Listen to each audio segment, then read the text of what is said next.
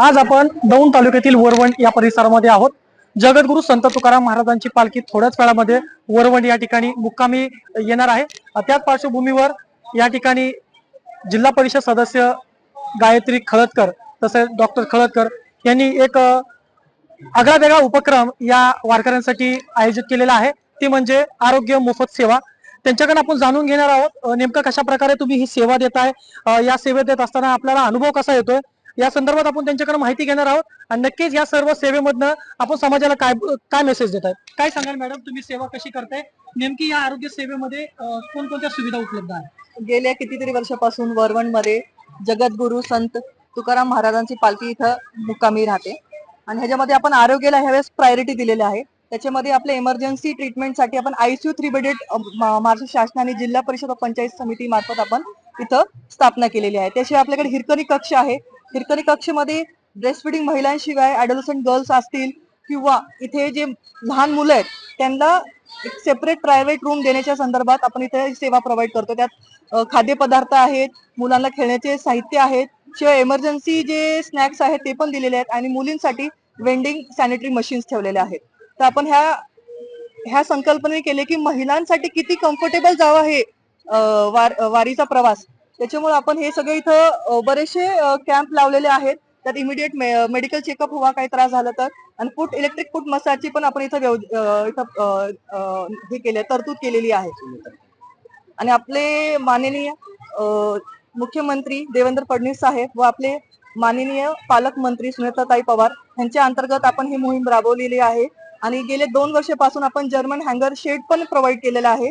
आणि जिल्हा परिषद मार्फत जे बेसिक इन्फ्रास्ट्रक्चर पाहिजेत पालखीच्या निवासस्थानात, जसं की इथं बंदिस्त गटर लाईनची सोय केलेली आहे आणि आता हे वर्षी आम्ही कॉन्क्रीटकरण करणार आहे। आणि गेल्या 2 वर्षात आमचं असं नियोजन आहे की त्यात परमनंट ब्लॉक पेविंग व्हावी, जेणे की हे जो इन्फ्रास्ट्रक्चर तो कायमचा आपल्याला वापरता येईल ह्या वर्षाने। तुम्ही सगळी सेवा देताय, तुम्ही सेवा देता तुमचं असे काही एक संघटना काय असेल, काही असं काही आहे का सौजन्य म्हणून काय नाव आहे?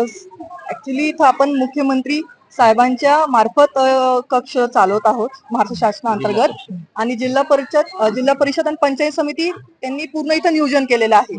त्याच्यामध्ये फर्स्ट टाइम आपण इलेक्ट्रिक फूट मसाज 250च्या स्केलवर इथं आपण नियोजन केलेलं आहे वरवंड मध्ये 2 जर्मन हँगर शेड मध्ये।